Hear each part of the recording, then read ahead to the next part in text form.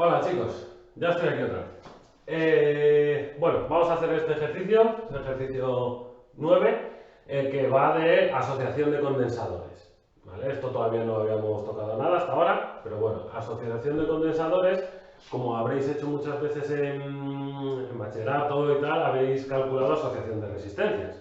Y sabéis que, bueno, pues puede estar las resistencias asociadas en serie o en paralelo. Los condensadores igual, pueden estar asociados en serie y en paralelo.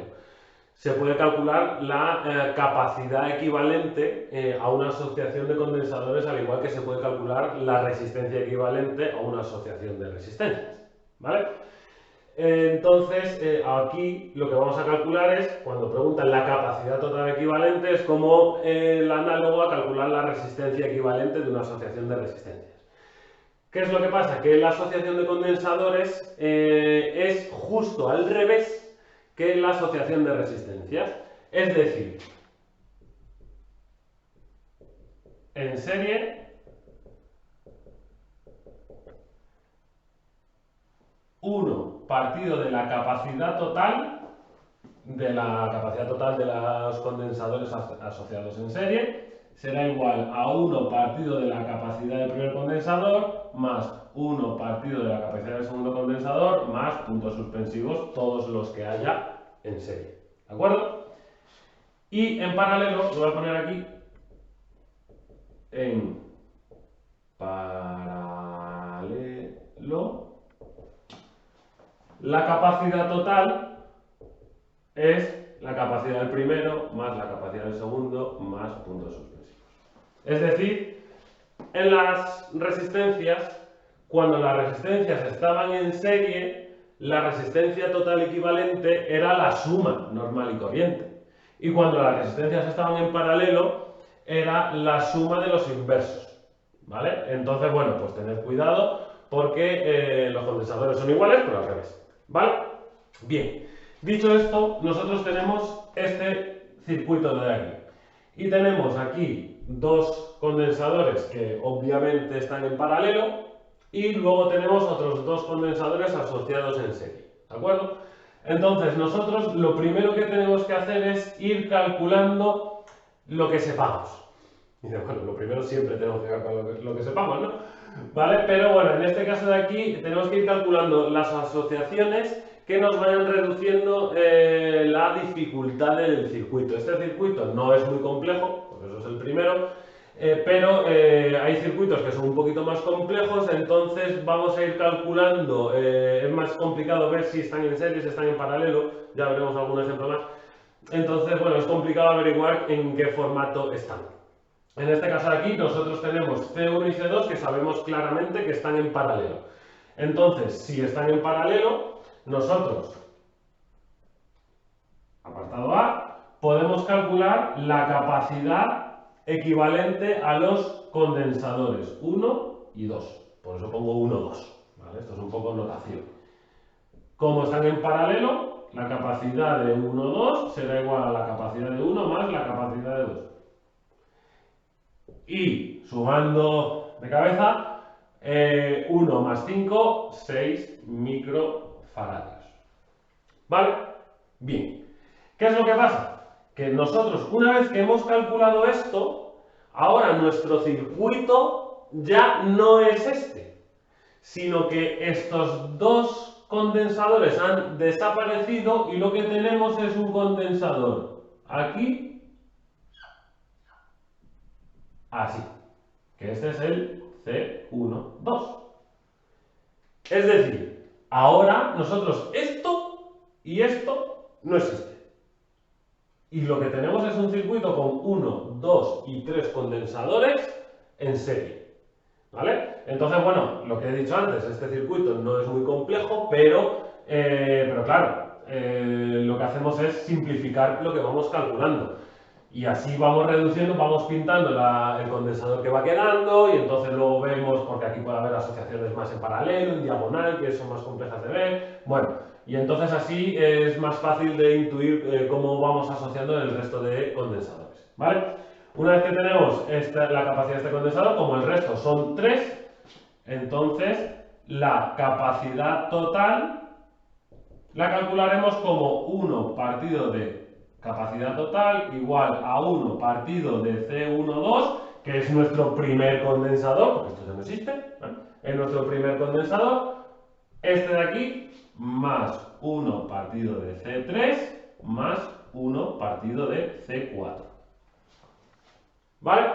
Metemos numeritos, esto va a ser 1 partido de la capacidad total igual a 1 partido de 6 más 1 partido de C3, que es 12, más 1 partido de 12.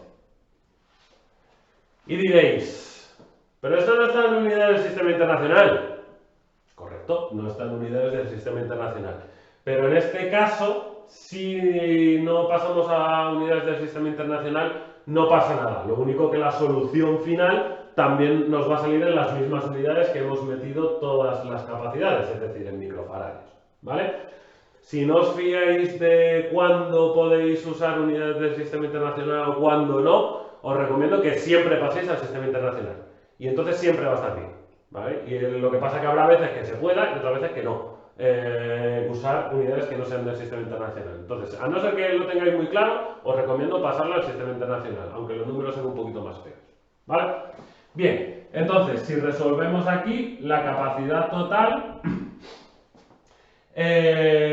si miro la chuletilla, creo que me salía 3 microfaradios. ¿Vale? Haciendo mínimo, de hecho podría haberlo calculado, la verdad. 1 y 1, 2, entonces 2 partido de 6, 2 partido de 2, 1 partido de 6, 2 partido de 6, la CT pasa multiplicando al 2CT, el 6 pasa para acá y queda 2CT igual a 6, CT igual a 3. Y me hubiera ahorrado mirar la chuletilla. ¿Vale? Bien, pues ya tenemos la capacidad total equivalente de este circuito. Bien, ahora, apartado B. Nos dice la carga total almacenada. La carga total almacenada, nosotros sabemos que la capacidad total será igual a la carga total partido del potencial al que está conectado. En este caso está conectado a 100 voltios. Bueno, pues la carga total será igual a la capacidad total por el voltaje, que es igual a 3 microfaradios por 100 voltios. ¿Vale? Entonces, bueno, aquí sí que obviamente os recomiendo, no, tenéis que pasarlo a unidades del sistema internacional para que salga en coulombios. Esto es 3 por 10 a la menos 6, entonces esto será igual a 3 por 10 a la menos 4 coulombios, que equivalen a 300 microcoulombios. Y esa es la carga total que atraviesa todo el circuito. ¿De acuerdo? Bien, voy a borrar esto y sigo con el apartado C, que es un poquito más lioso. Bueno, ya he borrado, he copiado aquí lo que hemos obtenido. Esto es una C. Capacidad total eran 3 microfaradios y la carga total 3 microcoulombios. Ahora nos dice carga almacenada y diferencia de potencial para cada condensador, C sub I, un poquito de notación matemática, ¿vale? Entonces, ahora nosotros lo que tenemos que pensar es igual que cuando estábamos con las resistencias.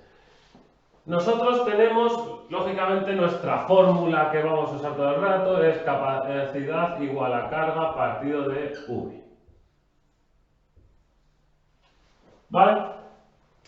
Entonces, nosotros, mirando el circuito, sabemos que en este condensador de aquí va a haber una diferencia de potencial que la voy a llamar V4.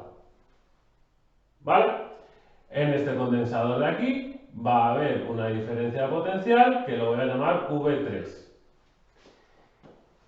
Y aquí, como esta asociación está en paralelo, nosotros sabemos que la diferencia de potencial que hay tanto para C1 como para C2, voy a borrar esto,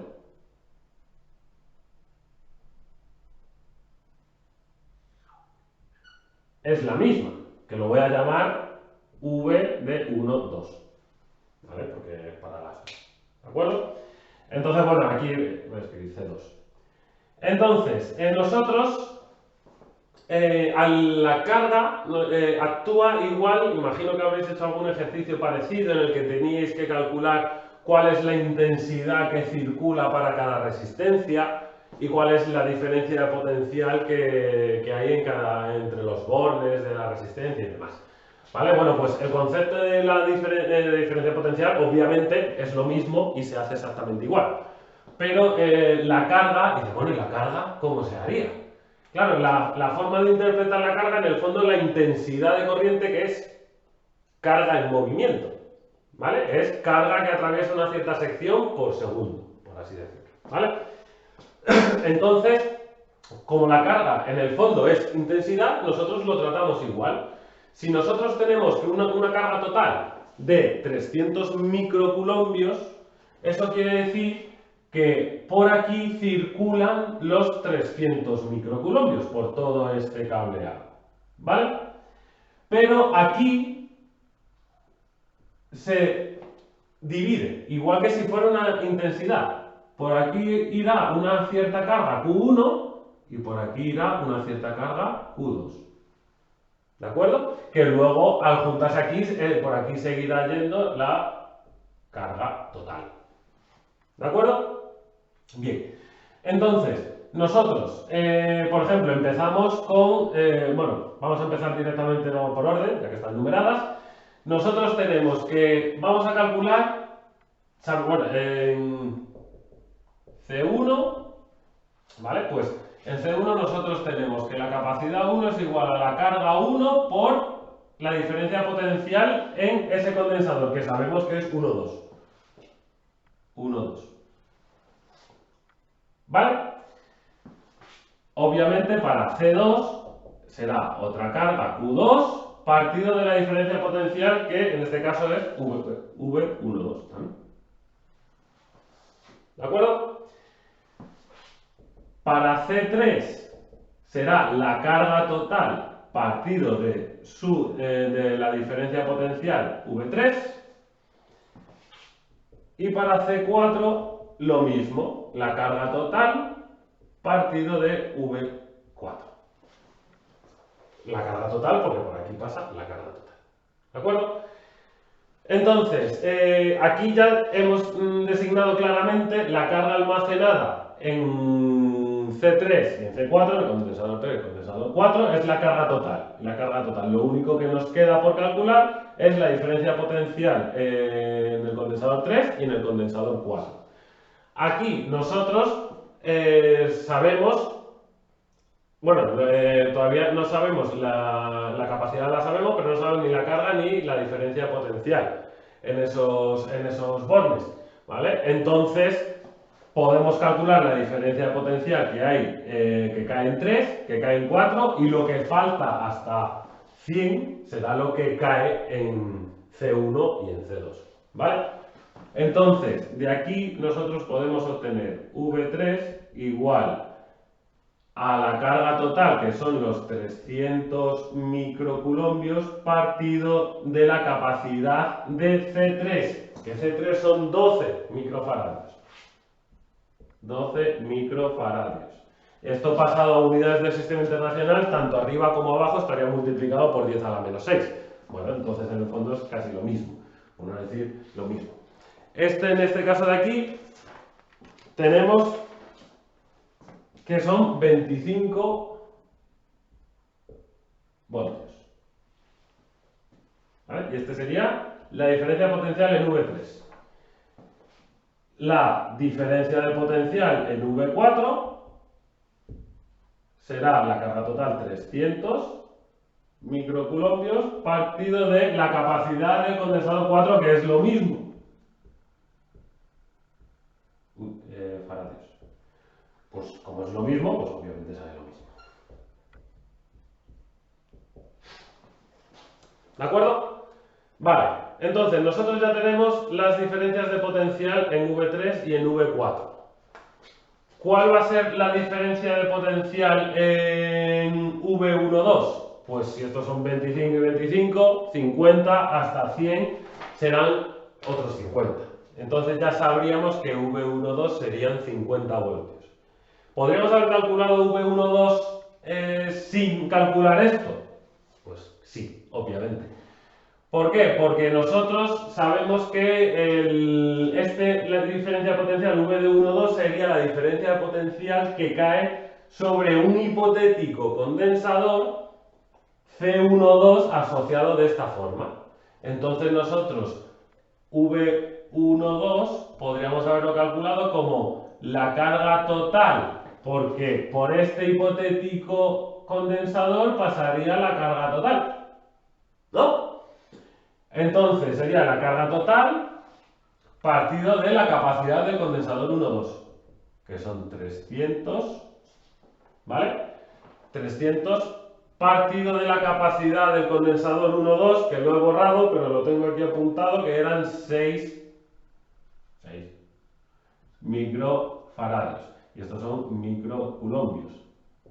Así que estos salen 50 voltios. ¿Entendido? Sale evidentemente lo que nos tenía que salir. Y lo hemos calculado así. Vale, ahora nosotros sabemos que la diferencia de potencial entre C1 y C2 son 50, ¿vale? Pues para calcular Q1 sería C1 por V12. Y para calcular la carga que va por el segundo condensador será C2 por la diferencia de potencial 1,2. C1 hemos dicho que es un microfaradio por 50 voltios, pues esto será igual a 50 microculombios. Y este de aquí serán C2, que valía, lo he borrado, 5 microfaradios por 50 voltios, serán 250 microculombios. Obviamente, vemos que la suma de estas dos cargas, 50 y 250, nos tiene que salir la carga total del circuito, que es la que, al juntarse aquí, va todo el rato los 300 microculombios, y aquí se divide, y aquí se vuelve a juntar, y así sucesivamente. ¿De acuerdo? Vale, entonces, bueno, un poco recapitulando, sabemos que las cargas que pasan por los condensadores que están en serie, en este caso, es la carga total, es decir, la Q3 es la Q total, la Q4 es la Q total, y hemos calculado V3 y V4 en función de sus capacidades. Y aquí saber que las que están en paralelos, la carga se divide igual que si fueran intensidades eléctricas, es decir, igual que si fuera un riachuelo de agua, ¿vale? Hay un riachuelo y se bifurca en dos y luego se vuelve a unir, y aquí hay una isla. ¿De acuerdo? Y tener claro siempre, cada vez que calculamos condensadores equivalentes o resistencias equivalentes, que no es este caso, saber qué esquema nos va quedando después de cada cálculo, porque eso simplifica mucho los conceptos, ¿vale? Bueno, espero que haya quedado claro esto y ahora vemos un último ejemplo.